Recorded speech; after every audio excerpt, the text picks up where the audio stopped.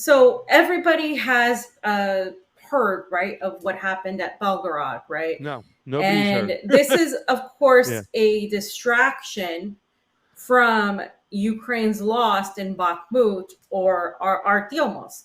So they initially tried to counterattack Belgorod, and they failed really miserably. But the bigger point was what was used in these attacks were U.S. Humvees and multiple U.S. weapons that were found via video, documented video, to be from the United States, and the United States is saying we don't know those weapons. We don't know. I don't know how they got there.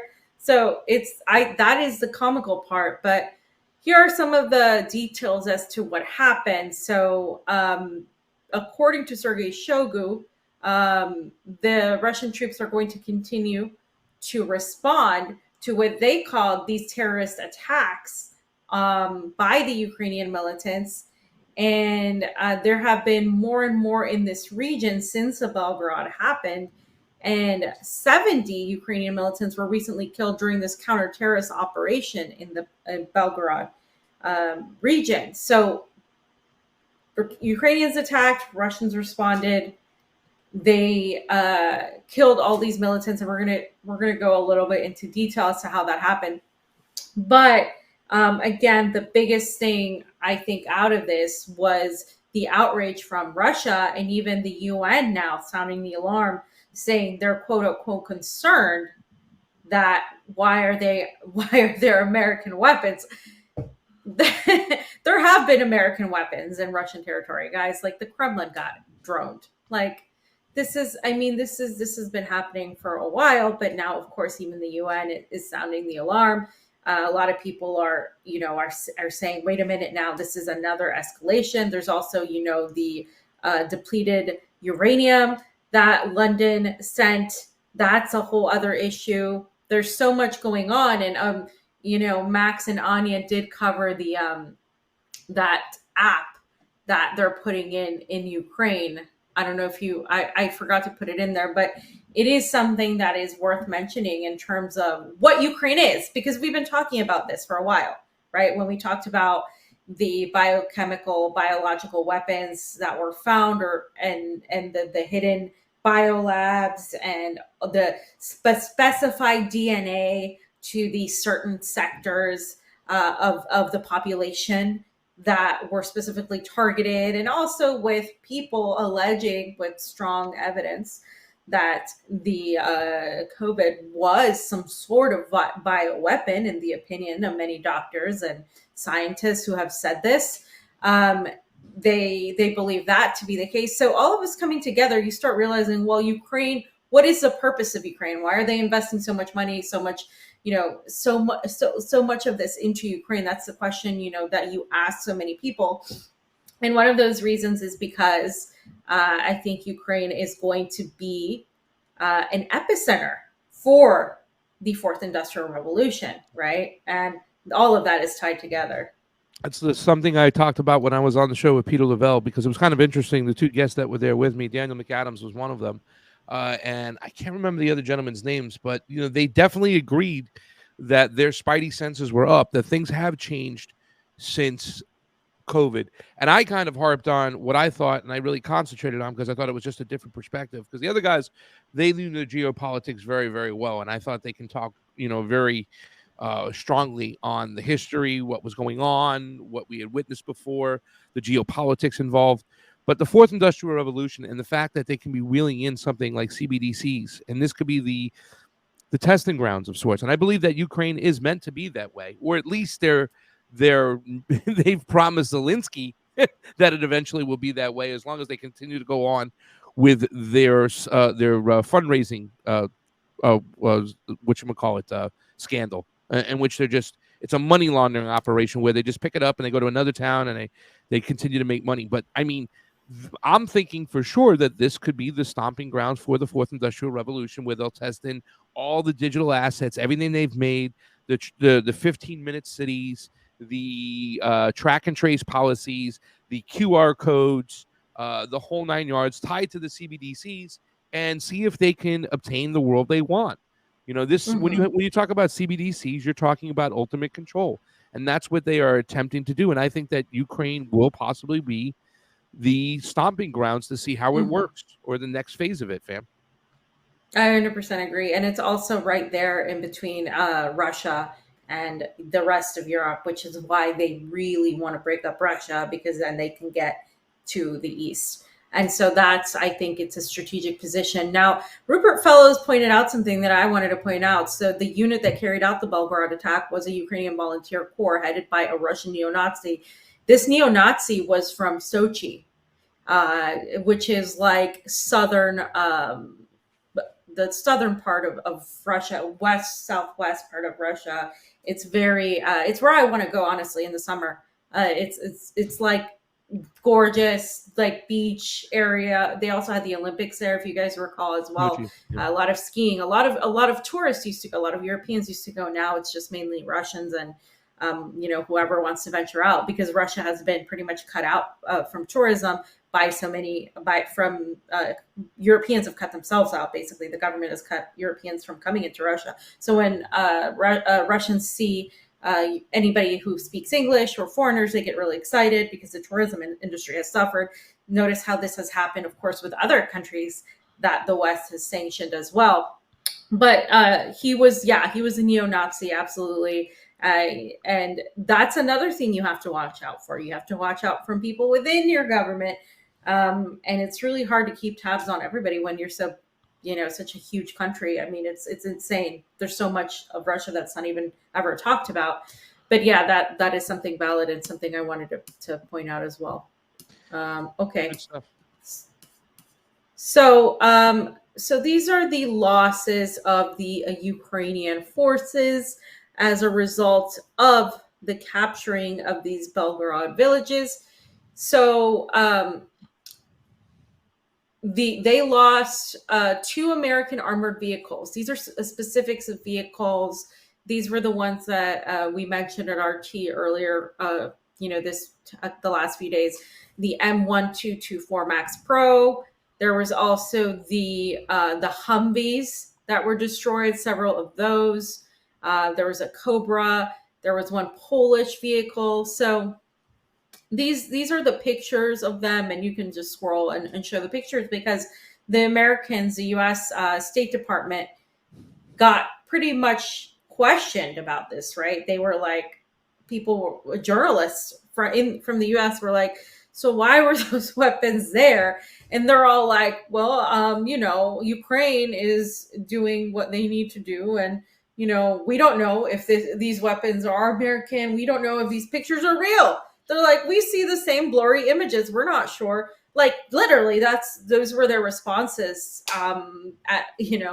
to these weapons. Now, this isn't the first time, of course, we found American vehicles and American weapons, but this is now, of course, Russian territory.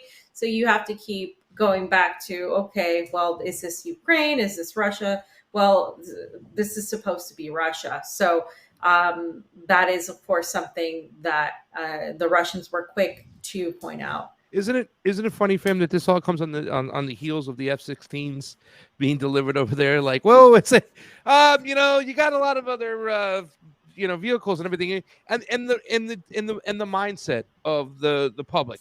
I get it that you are so far removed from many of these situations. This is a reason why I think a lot of when we were talking about starting the Convo Couch, fam, is that we wanted to highlight the foreign policy issues and what's going on outside our borders. This is some dangerous stuff, guys. Once again, this is the Ruskies. This is the people who own the other same amount of nuclear weapons, if not more, than we do. This is like, going back years and years ago, the number one job of the president was to keep us out of war with Russia, right? That was it. I mean, we talk about the Cuban Missile Crisis, which was a retaliation for the Americans putting missiles in Turkey because they said they wouldn't do these things, and we almost went to war, World War III, because of this. And it's really, really dangerous, and it's really a shame that people's mindsets are just not in it right now. If people don't look at those vehicles that are there in Russia and Ukraine and go, what the F? This is really, really dangerous. That's a big problem. That's a huge problem. Yeah. And more on these vehicles. If you click on that pasta, you can just scroll and see like there's a video of the vehicles, there's more pictures. And Can I I'm play the just video? gonna, yeah, go ahead, play the video. I'll talk while you play the video because I just want to point out that these U.S. officials specifically denied that this equipment was provided by the West, right? And that they were used to stage this incursion that left multiple civilians. Because again, they said that these weapons wouldn't be used on Russian territory, and then they had also, which was far gone, right? That's already happened many times, but they wouldn't be used to hurt civilians. And that's where the concern comes from because now they're being used and they're targeting civilians. So this is something that it's going to be harder for them to get out of because there's all these images on social media of these US and Western vehicles. And so Matthew Miller, who is the US State Department spokesman or State Department mouthpiece for better description, he said, "We've seen some of the reports circulating on social media and elsewhere making claims that US supplied weapons were used in these attacks." And he said, "I will say that we're skeptical at this time of the veracity of these reports." He said, "We've seen a lot of reports on social media with fuzzy pictures and a lot of armchair intelligence analysts making claims. We're skeptical that they're accurate." I mean, this is what they do, right? They have to discredit the witness. They're going to call every analyst, whether it's like a, former chief weapons inspector like Scott Ritter, whether it's anybody that knows, military grade weapons. It doesn't matter how much credit you have, how smart you are, whatever. They're just going to discredit you, right? Like they discredited Cy Hirsch. Classic. Like it's just super classic, right? We don't have classic a perfect Russian clarity on the information. Yeah. We can neither confirm nor deny. I mean, we're looking at the same picture you see, the same fuzzy images. Like, I mean, this is what they do, right? And so they're in denial right now. They're in the stage of denial, and Russia has said that these are terrorist actions against civilians, and that this is a distraction because of their defeat in Artyomovsk, and that's what it seems because this happened right after, right? And so the Pentagon then went on to put out their press secretary, and their press secretary said that, and this is Pat Ryder, he said that the U.S. government did not approve any transfers of equipment to paramilitary organizations outside the Ukrainian armed forces. Because remember, this group that led this was not just a group of Ukrainians, like was mentioned. It was a neo-Nazi sect that also got information from a Russian that was a neo-Nazi that was, from a different part of Russia. And so it was, all of that combined. And so they can just say, "Oh, we didn't know. We only, regularly communicate with Ukraine, blah, blah, blah. So we don't know if this is true. We'll look into it." So that's their answer. It's a very Washington answer. We've heard this answer for pretty much anything that's happened in the last 100 years, right? Like, this is what they do. Because they've dumbed down the audience. They've dumbed down the people. They've made us consume. They made us just distracted. You know what I'm saying? There is a form of privilege, and it's an American privilege, where we don't have to worry about certain things people have to worry about all around the globe, including Russia. I mean, you talk about, if we heard about a drone getting close to the White House, holy shit, they'd be freaking out right now, right?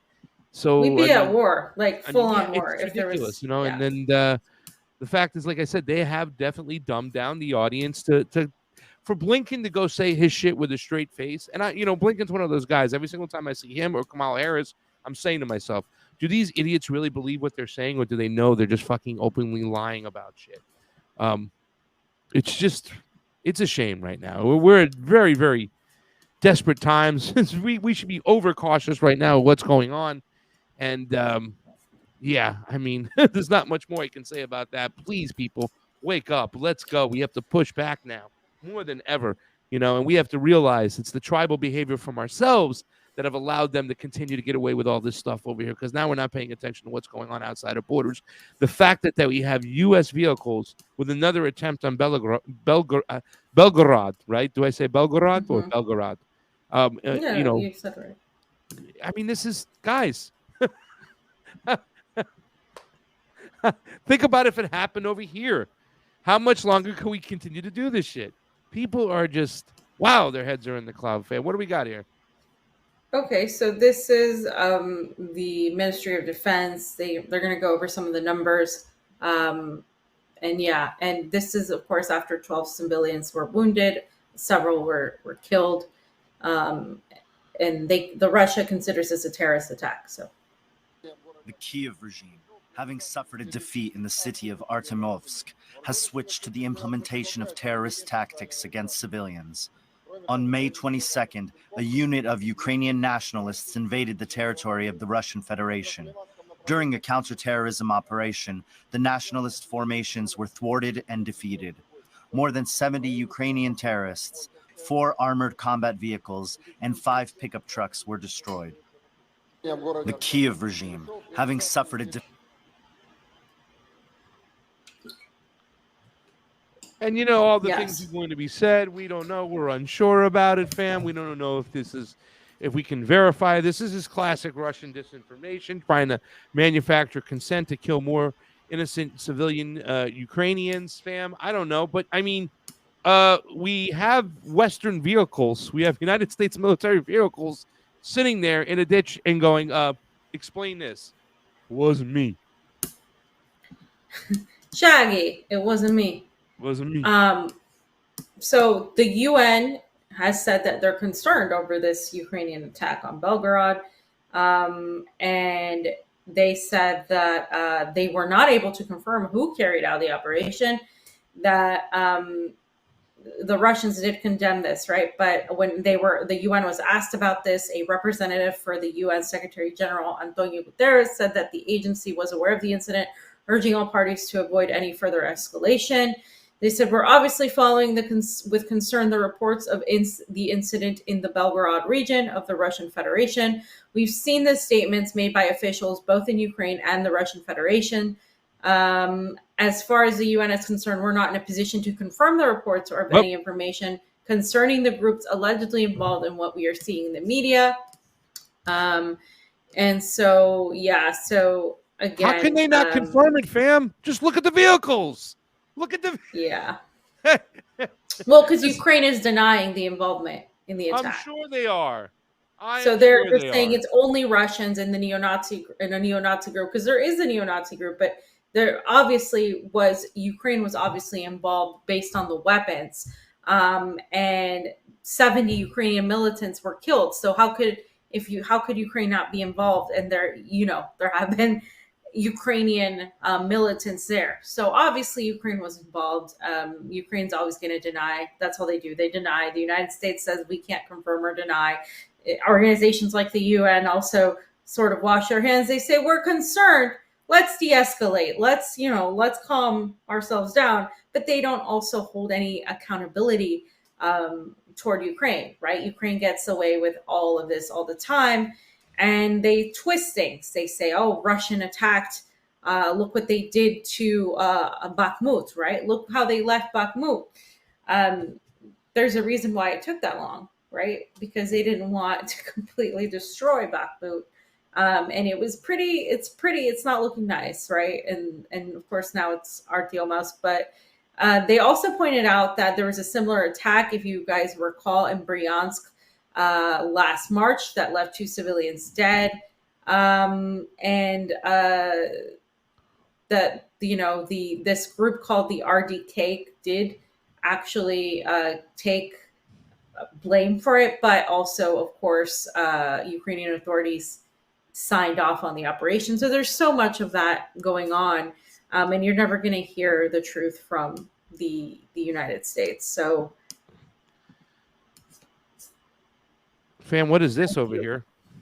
So this is deny the dead bodies. We can't confirm or deny, fam, that those aren't mannequins on the floor.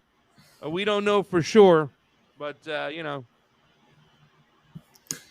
confirm or deny. So that's a classic Russian mannequin.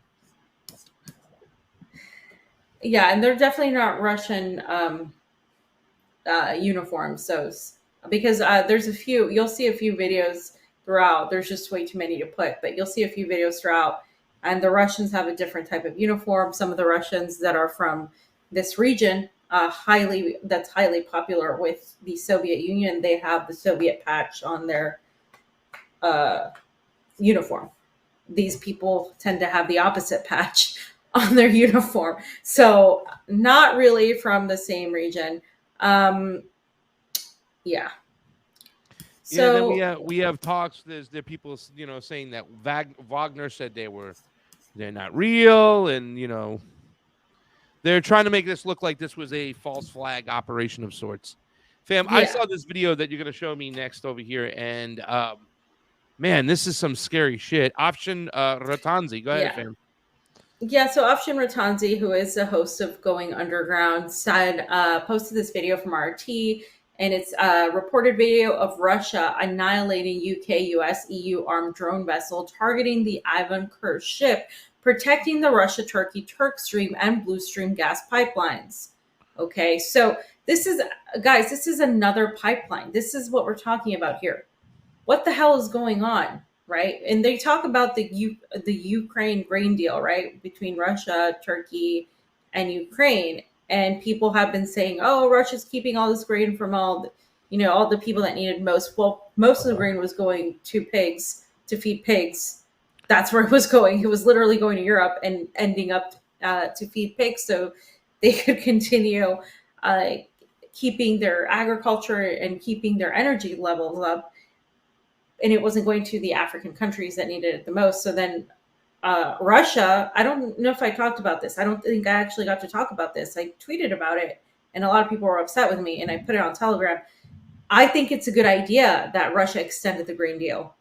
And a lot of people were like, well, Russia needs to show Ukraine that, they can't just keep getting away with stuff, blah, blah, blah. But they did this also because of Erdogan, okay? Erdogan, this is all part of also Erdogan needing the political need. And so when you look at things like the grain deal and you look at things like this, it's like, well, who's escalating this? Who's being the aggressor? Who is pushing this conflict further and further and further to the point of no return, to the red button, right? And at this point, I'm having nightmares about about like literally like end of the world nightmares, but I'm also watching like end of the world stuff, so that might also not help. But I'm gonna play this video because this is frightening. Crazy. Yeah, just play the video. Boom.